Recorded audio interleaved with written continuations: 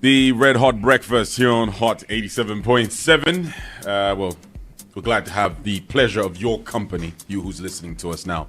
And we'd like to welcome you to this special interview. Glad to announce that our guest this morning is Dr. Grieve Chelwa. Now, Dr. Chelwa is an associate professor of political economy at the Africa Institute and a non-resident senior fellow at Tricontinental Institute for Social Research. His research focuses on political economy and the prospects for African economic development.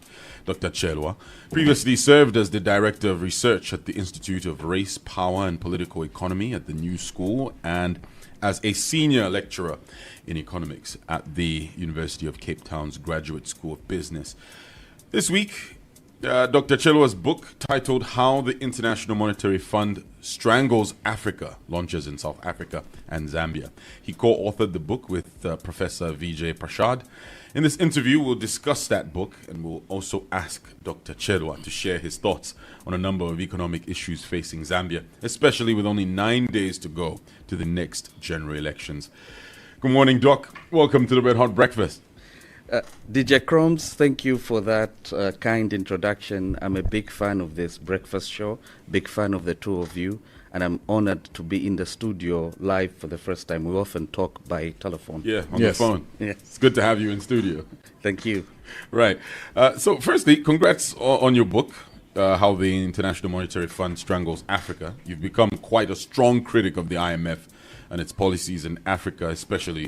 And in your book, you argue that IMF policies such as structural adjustment, debt servicing, stabilization, and austerity suppress rather than develop African economies. Why are you so convinced that the IMF isn't good for African economies? Start with that. That's a great question, DJ Crumbs. And I must say that I first came to talk about the IMF on Hot FM on the Red Hot Breakfast Show in December 2021.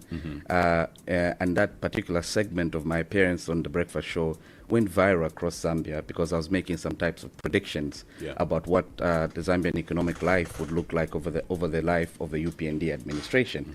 So 5 years later, I'm back again to see whether some of my predictions panned out. And I did say in that particular interview that I foresee a lot of pain for the everyday Zambian, man and woman, right? And I think we'll go into that later on in this discussion to sort of give some of that evidence. But to answer your question more directly, one of the things that we do in this book with my co-author is we look at history.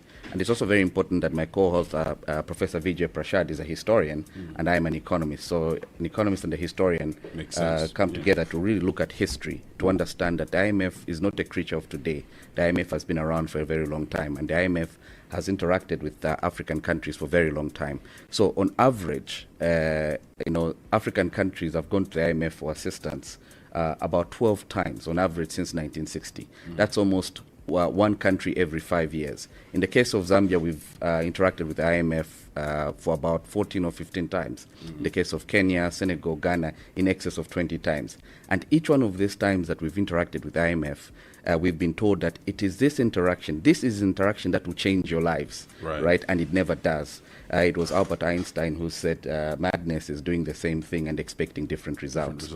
So it is the case that when one studies the history of the IMF in the way that we study it in the book, and that we've interacted with them so many times, and yet we're the poorest continent in the world. We are the only continent that interacts with the IMF more than any other continent in the world, and yet we are the poorest continent in the world. So it's very, very easy to draw the conclusion that it is the IMF which is the source of the problem and not the solution. Now let's be Zambia specific. This country has had a rather interesting relationship with the fund starting from the Kaunda days, and you actually alluded to that. And you could say this is some kind of an on and off relationship, one would say. So there must have been some periods when this relationship with the IMF may have paid off for Zambia. Would you agree to that notion? And not at all. There hasn't been a period where the Zambia's relationship with the IMF has paid off. In fact, one of the most interesting instances was in the 1980s. In 1984 or 1983, President Kenneth Kaunda's government, again, was approached by the IMF. We were going through an economic crisis at the time, as you recall. The crisis was really started in the 1970s with the oil price shock and continuous decline in the price of copper. So we had a balance of payments crisis in the lead up to the 1980s, and President Kaunda was approached by the International Monetary Fund, and they promised him that we are here, President, to help you solve your problems. So in 1984, Zambia went on a structural adjustment program with the International Monetary Fund, and 3 years later, credit to KK, what a man. 3 years later, in 1987, KK publicly went on TV and radio and basically said, the situation has gotten worse. The medicine has gotten us even more sick. So from today, I am announcing that I'm U-turning. I am no longer going to entertain the IMF, and instead I'm going to institute a new economic recovery plan, which is going to be a homegrown plan of recovery. Many in the audience, DJ Croms and DJ Pizzy, I'm dating you that I think we might be part of the same generation. We all remember Tip Top, Tarino, right? Those kinds of drinks which came as a result of a homegrown approach to try to do recovery on our own terms. So we've always had a very bad relationship with the IMF. One more piece of example to just add to the discussion. We all know in the 1990s we lost our crown jewels. Our crown jewels were the copper mines, right? And those copper mines were privatized. And you know, in Zambia, we've been, ever since that time, we've all been asking for, we don't own the mines, we don't collect enough taxes from the mines are not contributing to the social and economic life of the country. And that, our current state today is traced to the 1990s when we privatized the mines. And who told us to privatize the mines? Let me correct that. Who forced us to privatize the mines? It was the International Monetary Fund. So the International Monetary Fund has really cast a dark cloud on this country. And there is no particular instance or example where one can say, on that score, the lives of everyday Zambians, the man and woman, children, boys and girls of Zambia has improved because of our interaction with the International Monetary Fund. In your book, you refer to late Burkina Faso President Thomas Sankara when he spoke at the OAU summit in July 1987. He stated that debt origins come from colonialism origins, and went on to lament, and I quote, "Those who lend us money are those who colonized us," end of quote. Now, in that speech, Sankara actually declares that debt is neocolonialism. I guess you share the same sentiment. I completely share the same sentiment, and what an honor to be in Hot FM studios and for DJ PZ to invoke our great ancestor Thomas Sankara. A big fan of Thomas Sankara. What an inspirational gentleman. By the way, that speech where he made this argument was chaired, that particular session of the OAU was chaired by President Kenneth Kaunda. So President Kenneth Kaunda was chairing that session when Sankara made that particular argument. Sankara is totally right. Debt, actually, as Sankara put it in that speech, is a weapon of neocolonialism. What that means in very simple terms is that when you have debt, you then open yourselves up to influence by outsiders. More specifically, when you interact with the International Monetary Fund, you open yourselves up to interference by outsiders. Specifically, your policy and your policy-making process and your policy direction is therefore outsourced to Washington, D.C. So the people in D.C. then begin to tell you what to do, as they did in the 1990s when they dangerously, tragically told us to sell the mines, something that we should never have done. Fortunately, Kaunda, as I have demonstrated, showed that it is possible to stand up to them and to do things on your own terms. And just imagine what Zambia would be like today if we'd continued that experiment of Tip Top, Tarino. Our drinks would be all over the world, earning so much foreign exchange. So I totally share that sentiment with Sankara. Sankara was completely right. Looking at excerpts from your book also talks about the establishment of the African Center for Monetary Studies, which was set up in 1978. And I bet most people, have never heard of that. How was this supposed to operate? Just care to shed more light on it. So the Center for African Monetary Studies was an attempt by the leaders of that generation, and those leaders were incredibly imaginative and brave and incredibly patriotic and Pan-African in their orientation. So the leaders of that era did see that the IMF is incredibly problematic. We cannot continue to rely on them to provide the technical assistance to countries that find themselves in economic crisis, right? At the same time, we need to establish our own central bank, an African central bank, an African monetary fund, and so on and so forth. By the way, this idea of setting up an African central bank, an African monetary union, or an African monetary fund was contained in a speech by the great Osagyefo Kwame Nkrumah, the first president of Ghana, that he gave at the founding of the Organization of African Unity in 1963. So he had already said, in 1963, Nkrumah said, if we are to develop on our own terms, if political independence is to have any significance, we have to establish monetary institutions that are our own. So coming back to the issue of the Center of Monetary Studies in 1978, this was an attempt to bring into fruition Nkrumah's dream. So a very distinguished Sierra Leonean economist, Alwyn Teller, was then tasked by African heads of state to set up this center so that it could act as a bulwark, as a counterbalancing force to International Monetary Fund in Africa. And unfortunately, this particular center did not take off because obviously the likes of the IMF did see it as a threat.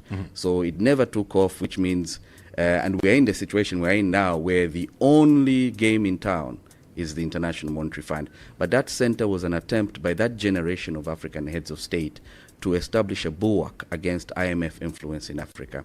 And I'd like to challenge this generation of African leaders, I'd like to challenge the generations of African leaders that will follow to reimagine, reestablish that particular mission of setting up a Center for Monetary Studies for African countries that acts as a bulwark against the International Monetary Fund. Well, if you just tuned in, we have Dr. Grieve Chelwa, whose book, How the International Monetary Fund Strangles Africa, is being launched this week. Now, moving away slightly from your book, let's talk about the key issues affecting the Zambian economy, as we're only 9 days away from a crucial election. What, in your view, are the key economic concerns in this election? By the way, every election, in my estimation, is the economy takes center stage. Right. And when we talk about the economy, there's an attempt, especially in this country and in many African countries, to reduce the discussion to very narrow macroeconomic indicators. So you hear people talk about inflation, you hear people talk about exchange rate, talk about GDP growth, or talk about interest rates, etc., etc. But what really matters are the daily realities of the everyday person, everyday man, woman, children, in the Zambian case. And I think in this particular election, the economy has taken center stage. You famously recall Bill Clinton, who was a former president of the United States. In his successful campaign for the presidency in 1992, he coined the term or the phrase, "It's the economy, stupid," basically to say the election turns on the economy. So in the Zambian case, the economy, as it relates to the daily realities of the everyday person, in my estimation, things have gotten worse. And the indicators that should really bother us, the indicators that should be put on the table insofar as debate about this issue is concerned, are things like the price of bread, the price of milk, the price of meal, because those are the things that matter for a great majority of this country's people. And you know the Jesuit Center for Theological Reflection that have been doing this impressive job since the 1990s of trying to figure out what does it cost a typical Zambian household to survive, right? To survive on the daily. And their statistics show that between 2022 and now, the cost for a typical household has gone up by 40% because the price of bread has gone up, the price of meal has gone up, the price of milk has gone up. So those are the things that matter. So for me, in fact, if I had to recreate Zambia Statistics Agency all over again, I would make sure that on a regular basis ZamStats, the Zambia Statistics Agency, focuses on those indicators that matter for the dignity of our people. And on that particular basis, when one looks at the evidence that way, it's very difficult to, with a straight face, to come and say that over the last 5 years and so on and so forth, the lot of the everyday person, not a lot of you, me, and PZ, who are fortunate enough to, to be able to live far much above subsistence, but the daily lot of easily 60 to 70% of the Zambian population has not gotten better on those metrics alone. But doesn't it start with those macroeconomic indicators? You have inflation dropping, you look at the kwacha being where it is now. The talk is all that will trickle down to those those commodity prices effectively becoming more favorable. So, and that's the push. It's look Correct. at what we've done when it comes to the macro side, and it will eventually go down to the household level with those everyday items. Correct. Those things are supposed to be means to an end, but they often become an end in themselves. And in the Zambian case, it's also important to understand why those particular macroeconomic indicators may come down. Those macroeconomic indicators can come down as a result of austerity, as a result of squeezing the Zambian state. So you could, for example, mop out kwacha from circulation, inflation will come down. The exchange rate will appreciate. But what does that do? It then kills the businesses, the small-scale enterprises, the welders, the people who are trying to sell, make a living, and so on and so forth. So what is important to understand is those sometimes are means to an end, but we also have to understand how the means are arrived at. In the particular case of Zambia, those indicators have come down. Again, this is IMF orthodoxy. They've come down as a result of what is called fiscal austerity, right? Now, again, as an empirical issue, it's also important to understand, when will the trickling down start, DJ Crumbs? When will the trickling down start? And how long are Zambians willing to wait for the so-called trickling down to start? So I think it's important to make that type of distinction. We have an obsession with macroeconomic indicators, and my tribe, which is the economics tribe, has been one of the most has a blame to play in this particular exercise, because we're always talking about macroeconomic indicators, but those things are irrelevant to 70% of our population. So it's important to make that kind of distinction. Trickle down never happens. B, those things are means to an end, and in the Zambian case, those indicators have improved primarily as a result of squeezing the Zambian state and thereby squeezing the everyday man and woman on the street. What time frame should the ordinary people or the ordinary citizen give to a government trying to, say, resuscitate an economy, and for them to feel the benefits of that resuscitation? Because like you've put it, it might be going on and on and on and on and on, but the ordinary Zambian wants to know, when does that kick in? When does it kick in? When do I start feeling it? Well, the Zambian people, by their constitution, have given every government 5 years. That's what we've done. We've decided every 5 years, by the 5th year, we shall assess you, and by implication, we shall then say you must have done the job. So 5 years, every 5 years is 5 years now, and it seems to me, at least when I look at these kinds of indicators that I just talked about, the price of bread, the price of milk, the price of mealie meal, the things that really matter, the price of transportation, and so on and so forth, it's quite clear to me that there isn't a level of success. So, Pizzi, that's what we've decided as Zambia, to say every 5 years we shall evaluate. Or maybe let me rephrase my question. Yes. Because I've heard politicians say this. Yeah. Is 5 years sufficient enough for a political party or an administration to take over office? Be it, let's give 2021 as an example. The way we were in the situation we're in, debt and whatnot. Is 5 years enough to turn the economy around and look better after 5?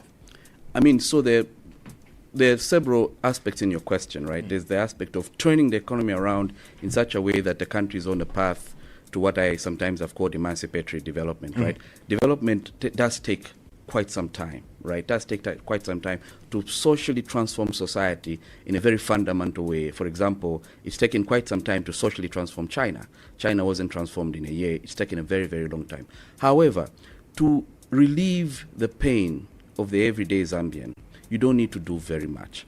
And one of the arguments that I make in my book is that in the case of Zambia, we made the wrong turn. There was a couple of things we could have done differently that would have alleviated the suffering and the pain of our people, even in the context of having inherited an economy that was really in hospital in 2021. There were a lot of things that the government could have done differently to alleviate the pain.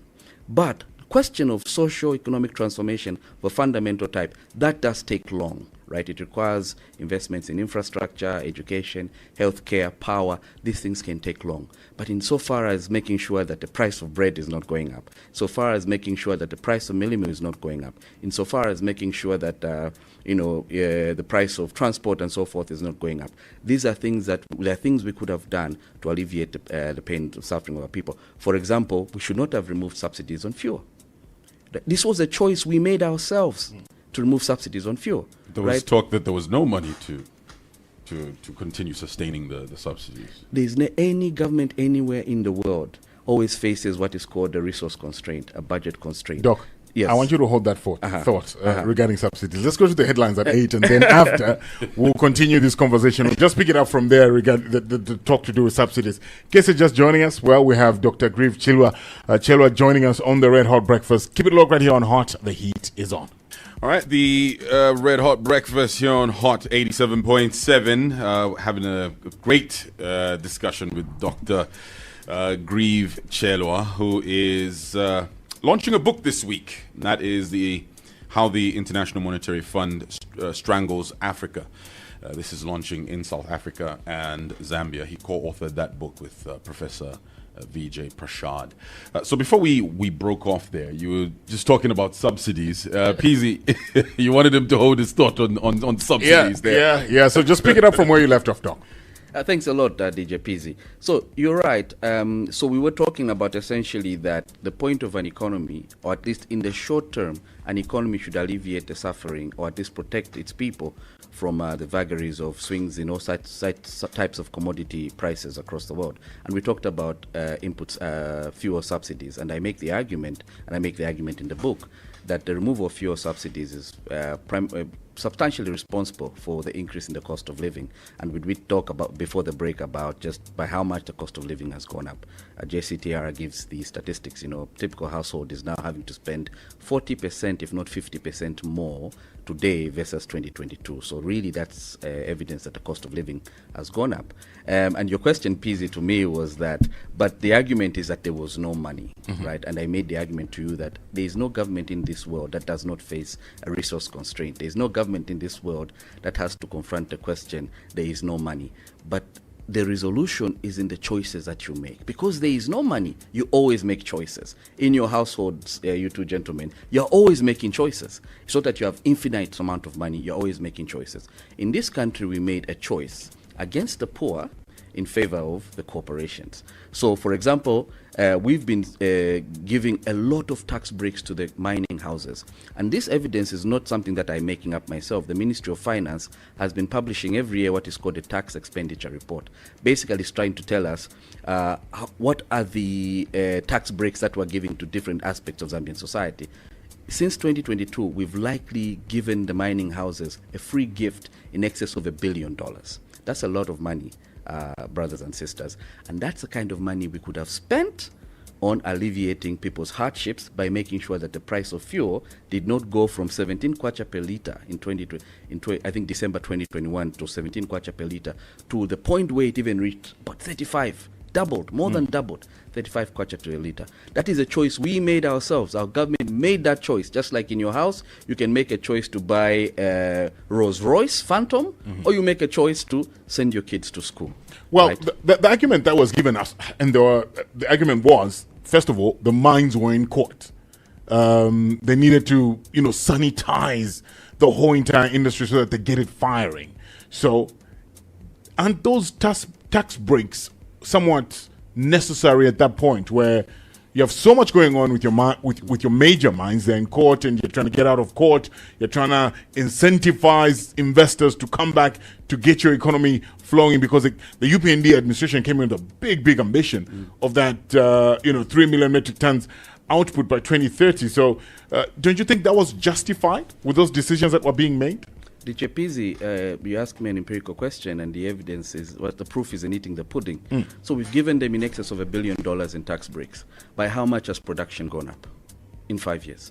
It is mostly where it was, just about where it was in 2021, is production in copper. It's about 800,000 metric tons.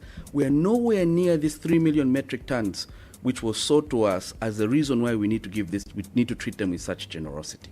So Peasy, again, we have a tradition in this country where we like to talk about hypotheticals, but we never look at the evidence and the data. So we gave them $1 billion, fact. That's a fact contained in the Ministry of Finance's own tax expenditure reports. On the other side, we were supposed to give them this generosity so that they could kickstart production. But production is exactly where it was.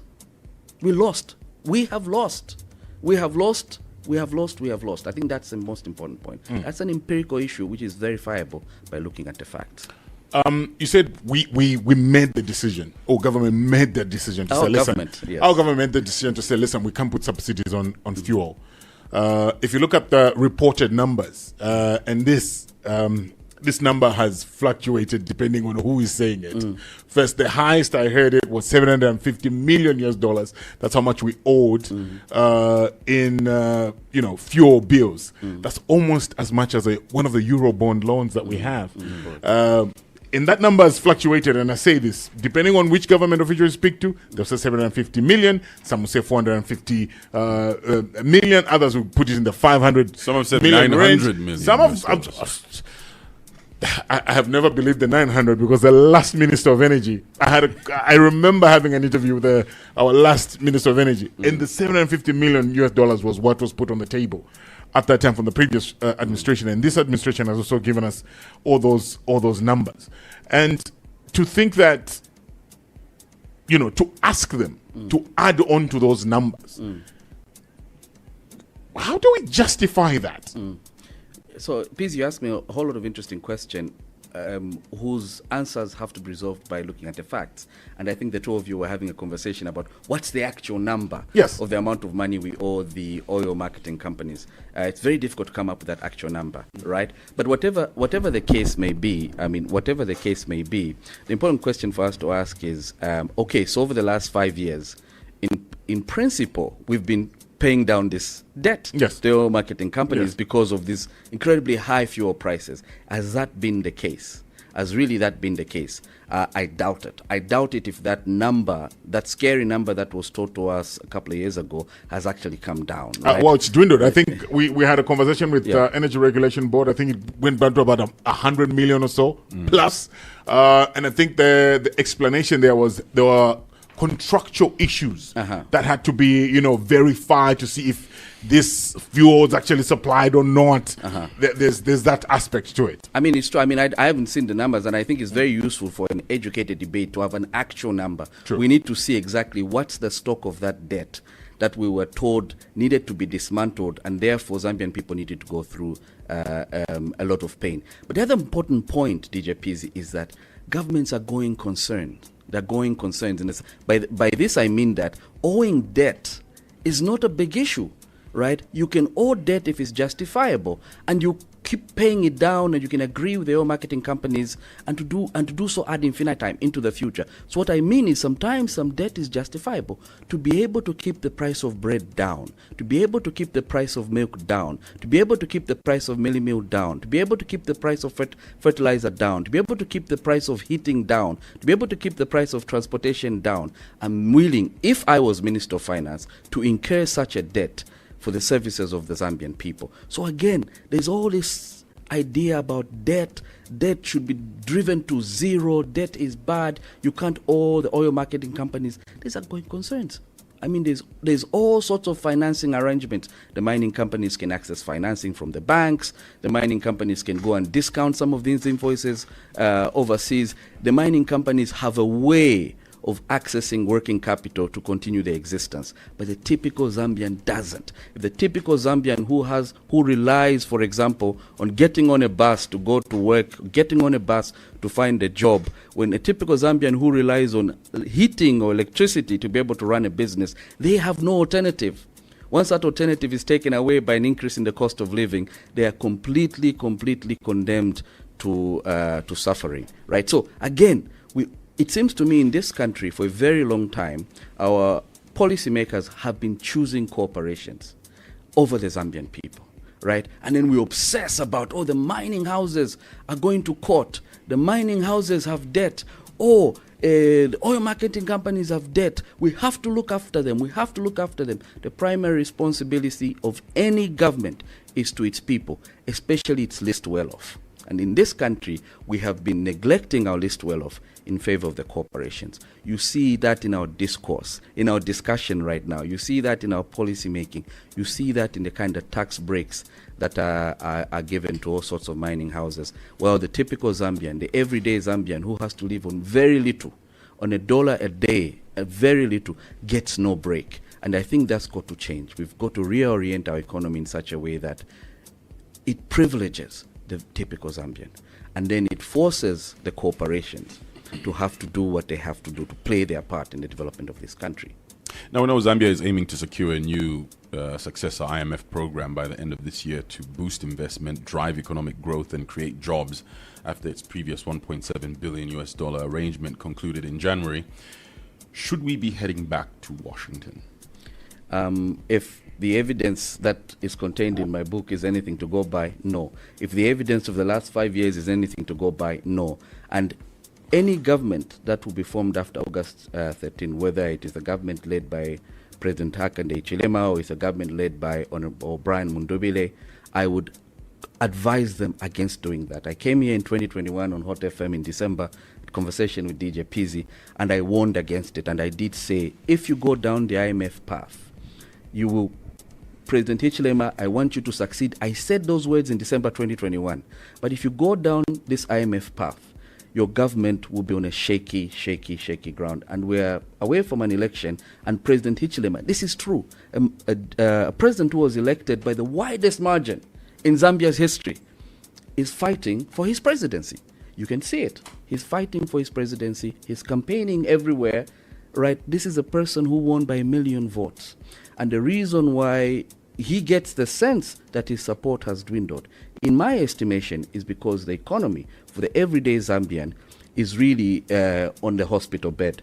And the responsible culprit for this, the person who gave us this medicine that has made us even more sick, is the International Monetary Fund. So I caution anybody who forms government after August 13 to not go back to Washington. Let's take a leaf from President Kaunda's brave stance in 1987, where he bravely came up on air and he said, I am inflicting more pain on my people. Therefore, from today, I think it was in June 1987, I am saying no to the IMF, go back to Washington, and let us run our own affairs. But Dr. Chelwa, there was talk that Zambia lost its credibility on the international global scene, on the global scene, rather, because of that defaulting that we did in the past. And so that's why we had to go through all this program. The IMF. We needed some sort of big brother. To regain that credibility and to handle all this, the debt restructuring and all of that. So when someone hears you say that the IMF program is a bad thing, and they look at all the, I know we've discussed macros and everything, but there's that issue of credibility. Zambia lost its credibility on the global scene. What's your perspective on that? I don't care about the global scene. I care about the everyday Zambian man, woman, boy, girl on the street. Zambia should gain its credibility vis-a-vis its people. That's the most important part. We have, for a very long time in this country, especially in this continent, we have done what the great Beninese philosopher Pauline Hantoji called extraversion. We always face outwards. We're always looking outwards for adulation, as if we are children.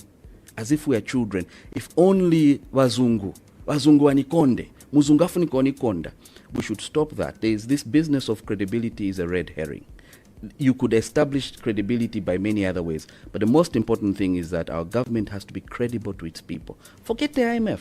Forget the international scene. What has this external credibility ever given us anyways? I mean, investor confidence, right? And what has investor confidence ever given you? The best time in this country... I mean, you have people coming in, pumping money into different sectors, and that creates jobs and grows the economy, right?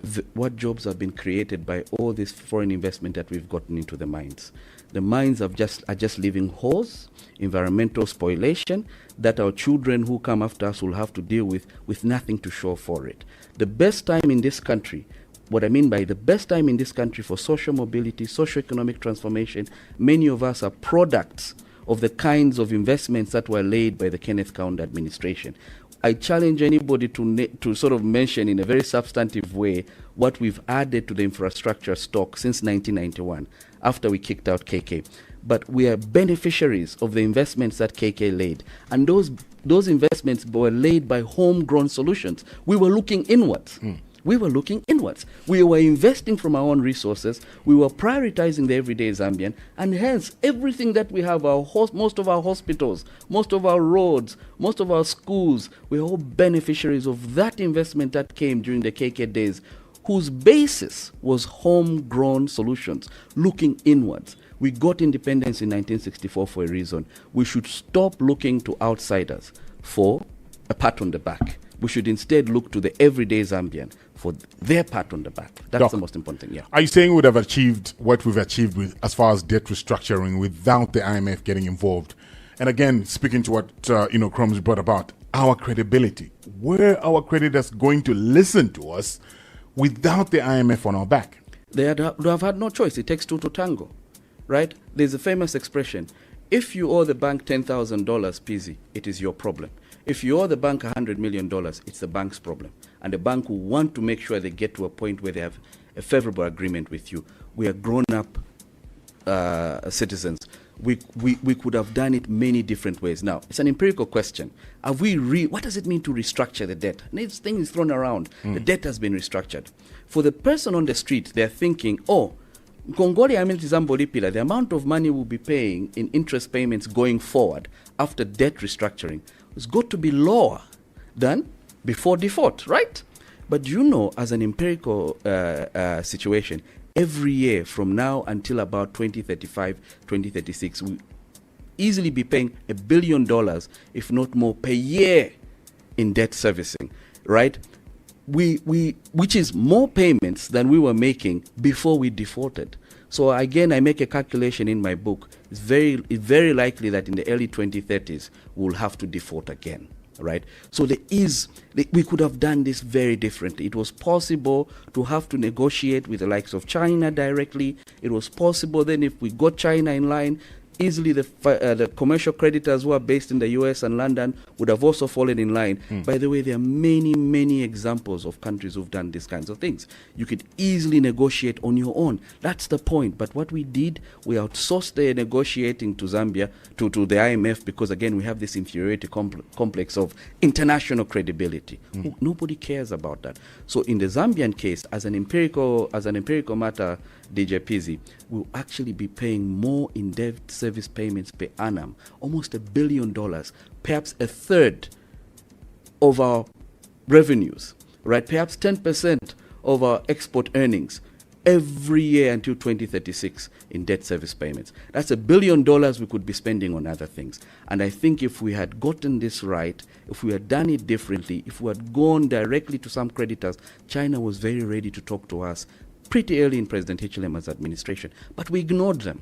We ignored them for 2 years. And by the time we were going to Beijing, it was too late. We had been played in the global game of geopolitics. That's the kind of international credibility we should be doing. We should be a force on the global scene, also playing the geopolitical game. But we didn't do that. And as a result of that, we have a situation where we have a restructured debt, and yet we're going to have to pay more in interest payments per annum than we did before default. So that is not success by any stretch of the imagination. I want to throw something in there Yeah. Because this is this election appears to be a two-horse race. Yeah. The incumbent President Hakainde Hichilema is facing a surprise challenge from Brian Mundubile. At a glance, there appears very little in terms of economic policy differences between the two. What questions should Zambians be asking the two contenders? I think, it seems to me when I study the two candidates, there are some minor differences. And I think, for example, Honorable Mundubile has really taken the initiative, because basically what he has done, he has looked at the last 5 years and he has noticed that economic policy making in this country neglected the everyday Zambian. It neglected the everyday Zambian in favor of the corporations, in favor of so-called international credibility, extroversion, as Pauline Hatunji had put it. And I have noticed that in his messaging, he's begun to talk about centering the Zambian people. Now, it is not for me to say whether, I don't know him well enough personally. I have no idea whether there is a set aspect of authenticity in that statement, but it's actually the case that he has responded this way, and smartly in my estimation, because he has seen that President Hichilema in his policies has neglected the everyday Zambian. And you don't need to speak in hypotheticals. You just need to look at the price of commodities, bread, milk, transportation, etc., etc. So Honorable Mundubile, if you look at his campaigning, I think there was a stage where he did say something like, my government will not be worried about indicators that outsiders like. My government will worry about the indicators that matter to you, the everyday Zambian: the price of bread, the price of transportation, the price of fertilizer, the price of milling, and so on and so forth. So I think for me, Zambians, as we go to the election on 13th August, and what a beautiful thing that we have in this country, that every 5 years we get to score our politicians. There are very few countries in Africa that do something like this, and we should be proud of ourselves that every year we subject our politicians to an exam. And it's a great thing that we do. So Zambians, as we go to the polls, we've got to ask ourselves this question. Of the two candidates, the two front-running candidates, which one of the candidates is centering their message on you as opposed to the one who's centering their messages on outsiders? Also, we should pay attention to what is not said, right? What is President Hichilema saying about the mines? What is President Hichilema saying about this particular fact, for example, I brought on the table, that since 2022, we've given them tax breaks? President Hichilema, in the run-up to 2021, was making very progressive, encouraging comments about the mines. He was talking about Zambians need to own the mines. We need to own our resources. That discourse has disappeared from his language subsequent to being elected. So again, we should pay attention to what is said but now and what is not said. He's put out his plan, which is the 10-10-5-3-1-1 plan, where he's laid out what he would like to see in different sectors. So there's the 10,000 megawatts of power generation. There's the, forget what the other 10 is, but then you're talking about tourist arrivals. He's talking about the mines reaching 3 million metric tons, wheat production, all that. So that's his plan. Which he's not an opposition candidate. He's the president of this country who's been running this country for 5 years. So, for example, when we talk about electricity generation, how much has he added really to the generation capacity of this country vis-a-vis his predecessors? Very little, right? So he's been given 5 years to demonstrate to us that, okay, I've increased it from 3,000 megawatts to 5,000. I've increased it by 40%. So if you give me 5 years, I will get it to 10,000. On the mining issue, this is the question we had with DJ Pizzi. By the way, the other 10 is 10 metric tons of 10 million metric tons of maize. Yeah, correct. On the question of the mines, we are still where we were in 2021. How are we going to get to 3 million metric tons by 2030? Ladies and gentlemen, we have to not play games with the Zambian people, right? On the question of maize, right? The maize production, it is only in this year that they have sort of marginally grown it, right? But for the last 5 years, maize production in this country was struggling. In fact, in 2022 or 2023, production went down to a historic low under his own administration. So again, it's very important. We had a drought there, Doc. Is that a fair assessment? No. What a terrible drought in that year. One of the worst. My wife is an agriculture scientist, and she and I wrote a piece where we studied in quite painstaking detail the causes of that particular disaster in our agriculture policy. Drought was part of it, but it's not the first time we've had a drought. We had a drought in 2018, right? It was a combination of the drought and very bad misguided policy. Very bad misguided policy insofar as fertilizer distribution, right? Insofar as managing the export of your maize. We've had droughts so many times. We had a drought in 2018. In fact, that drought in 2018, the World Food Programme was projecting disaster, but the government then, for example, instituted what they called an export tax on maize. The government then really ramped up fertilizer distribution and so on and so forth. But what I'm trying to say to you, DJ Crumbs, the president is not a candidate, an opposition candidate. He has been head of state in the last 10 years. Yeah, but he's saying he wants to continue his mandate. With whatever he's done, he wants to increase those numbers to that 10-10-5-3-1-1. If those targets. Right? If he hasn't increased, if the production of copper has not increased in a substantial way in the 5 years we've given him, what confidence do we have that he'll be able to get to 3 million metric tons by 2030? My confidence is very low. Again, I don't come at this as somebody who's partisan. I come at this as an economist, as a researcher who looks at facts, right? Not stories, but facts. And I say to myself, if you haven't done these things in a substantial way, you haven't grown the electricity generation capacity to 10,000 megawatts, you haven't grown it at all, the probability, the likelihood that you'll do it in the subsequent 5 years is incredibly slim. I think the proof is in the pudding, as is always the case. So the president, it seems to me, and I have listened to him in his addresses and campaigning, it seems to me like he's making the promises that he was making as an opposition candidate. He's been head of state, for crying out loud, for 5 years. And he has dented in a minor way some of these things that he wants to do. And at the end of the day, I don't really care whether we increase tourist arrivals, whether we increase copper production, whether we increase so on and so forth. What really matters for me at the end of the day is what happens to the daily lives of the Zambian people. But when those things increase, doesn't that go down to the everyday Zambian? No, that's the other problem. This trickle-down philosophy has been debunked in economics. You increase the lot of your people by addressing them directly, not going through the middle person. So the trickle-down effect doesn't exist? It's not a real thing? It is a thing that Ronald Reagan created in the 80s to hoodwink American electorates there, the American citizen there. Trickle-down economics doesn't work at all. It has never worked. By the way, we've been practicing trickle-down economics here since 1991. You know that? Since we got President Chiluba into government, we went the free market route, whose bedrock is trickle-down economics. There are very few people in this Zambia since 91 who've benefited from the dispensation.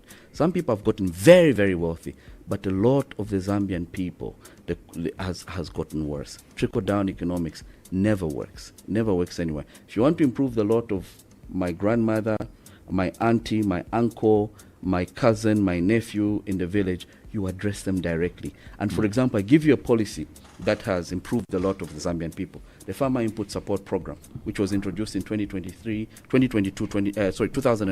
2003 by President Mwanawasa and Honorable Ngande Magande, may their souls rest in peace. That's a policy which directly addressed the conditions of our peasant farmers.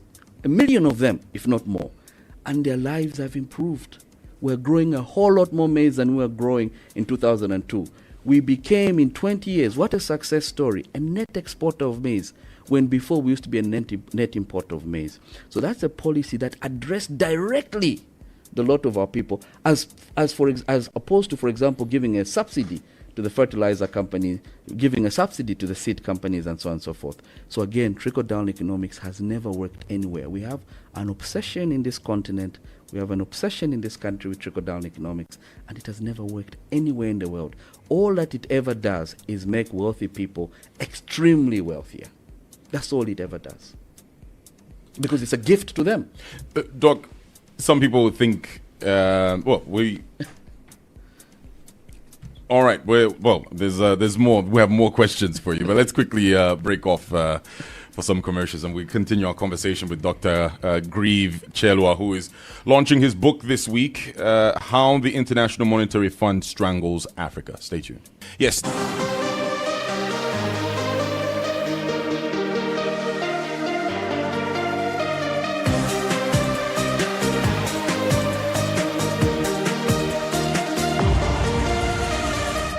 The Red Hot Breakfast here on Hot 87.7. We have Dr. Grieve Chelwa, who is launching his book, How the International Monetary Fund Strangles Africa, this week, launching it in South Africa and Zambia as well. Now, Doc, someone may have been listening to our conversation and maybe thinking, yes, you are an expert, but they may think that you're politicking, sounding like maybe you just don't like this administration. Those are some of the thoughts that maybe someone out there might have. How do you debunk that? If they've been around long enough, they would know that I was just as much a bigger critic of the Patriotic Front government, the Edgar Lungu government, as I have been of the President Hichilema administration. So my commitment is to Zambia. My commitment is to the Zambian people. I'm incredibly patriotic. I love Zambia. Zambia means a great deal to me. Zambia has been very kind to me. Zambia has given me peace. Zambia has given me health. Zambia has given me an education. I went to the University of Zambia, paid for by the Zambian state. So my allegiance is to Zambia, and I love Zambia, and I've always used my expertise to intervene in the public sphere in this way. So my intervention at this point is not driven by any partisanship. My intervention at this point is based on bringing facts to the table so that we separate the rhetoric from the facts. We have a big appetite in this country for rhetoric. Like people will say things like the debt has been restructured, or the economy has grown, or the cost of living has come down, etc., without an allusion to fact. So my job as an expert, my patriotic responsibility, my moral responsibility as an intellectual in this country is to bring facts to the table, to share facts with the Zambian people so that we can enrich our debate. So I am not partisan at all. I'm not partisan at all, but I am an expert. And I hope that when people listen to me, and if people have been listening to me for quite a while now, they'll be able to see that this is a gentleman who loves his country and who always brings facts to the debate. Doc, are economics subjective? I ask this because we hear some other economists who paint a whole different picture from what you've painted here. Is it just about... Is it picking and choosing? Like how you feel that day? Right. Like how is it that we get different messaging from different economists when it comes to the Zambian economy? Economists as a profession, economists are not immune from capture. Just like any field, you can be captured.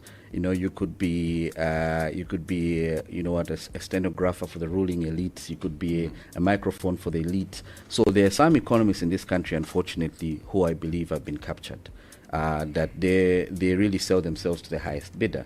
And that's unfortunate. It's unfortunate, and I think they should be ashamed of themselves because the Zambian people expect a lot from them, given that the Zambian people invested a great deal in them. I hope that people, when they judge my own analysis and my own commentary, they can see that this commentary is based on facts, and it's born out of a genuine love for his country. Right, and I have been saying the same story. In 2021, when I had a conversation with DJ Pizzi here, I did say I want President Hichilema to succeed. I want him to succeed. But on this path that he has chosen, he's chosen to tether himself to Washington, D.C., to the International Monetary Fund, and he's going to inflict a lot of pain on the Zambian people, and therefore he will have a very difficult time when the election comes to convince the Zambian people that I have done what I promised I would do in the run-up to 2021. I did say that. I was very honest. I said I want him to succeed. But if he wants to succeed, he should do A, B, C, D. If he doesn't want to succeed, he should do the other thing. So that's the issue. And Zambian people, again, should always judge the analyst on the basis of his analysis. Is the analysis based on facts?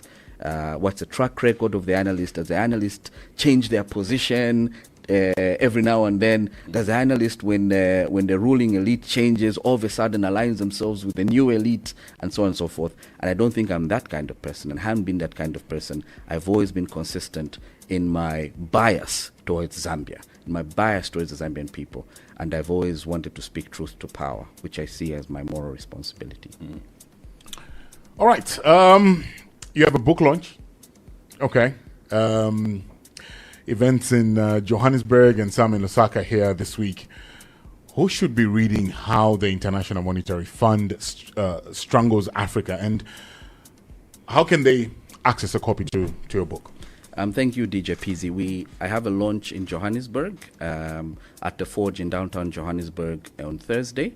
And then I have a launch here in Lusaka on Saturday, 8th August. So the launch in Johannesburg is 6th August.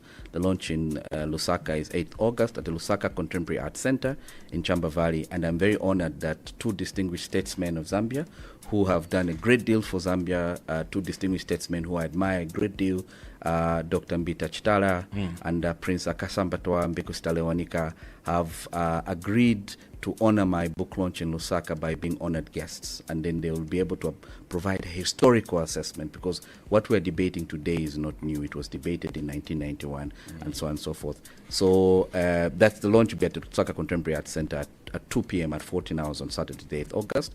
And Dr. Chitala and Prince Aka are guests of honor. In terms of buying the book, when we launch it on Thursday, it will be available on Amazon and Take a Lot. I know Zambians order from Take a Lot, South Africa. But physical copies will also be available at Lusaka Contemporary Arts Center, who will be distributing the book here in Lusaka. And in Johannesburg, people can buy it at bookstores across Johannesburg and across South Africa. And I hope to get it in more bookstores here in Zambia. Who should read my book? Everyone should read my book. Everyone should read my book to understand exactly what this enemy of the people, the International Monetary Fund, is. I've written it, Professor Prashad and I have written it in a very simple, accessible way. It doesn't have jargon. It doesn't have difficult words. We've written it so that the farmers can understand it, women can understand it, the youth can understand it, our working men can understand it, so on and so forth. But I also hope our policymakers, I hope Honorable Mundubile is going to read my book. I hope President Hichilema is going to read my book and draw lessons that if you want to genuinely develop Zambia, if you want to give the Zambian people dignity, that is development. Development is nothing but giving the people dignity. If you want to be able to do that, you've got to do away with International Monetary Fund. So everybody should read my book, DJ Pizzy and DJ Chromes. And when I get back from Johannesburg, I promise to bring copies of the book here. By the way, this book originated from Hot FM. So if anybody is listening who wants to write a book, talk to DJ Pizzy and DJ Chromes. We're going to write a book. This book, and I mean it sincerely, and to the producer, Changwe Kawe, who invited me. He saw a post of mine on Facebook that was critical of the new President Hichilema administration, got me on to Hot FM, and then sparked this interest in me studying the International Monetary Fund further. So everybody should read my book. Everybody should read my book. You kind of have to clarify when you say the book originated from Hot FM. People might think the idea that writing sessions here and everything. No. I wrote it in my office and in various libraries across the world. But the idea for the book really came from a question that DJ Pizzy asked me in December of 2021. At that time, we had just gotten a staff level agreement with the IMF, and he asked me, said, Dr. Chelwa, but the IMF is saying the lives of Zambian people will be better over the next 3-4 years. And I said to DJ Pizzy, no, it's going to get worse. And I'm fortunate enough that God has given me years of life to be able to look back on that interview. And I think to say, I was mostly right. So Pizzy, I was mostly right. 10%? I think so. I ask you so many questions. You don't pay attention. See what Doc did with the question I asked. One question. Here's a book. And I sit across this man asking him questions.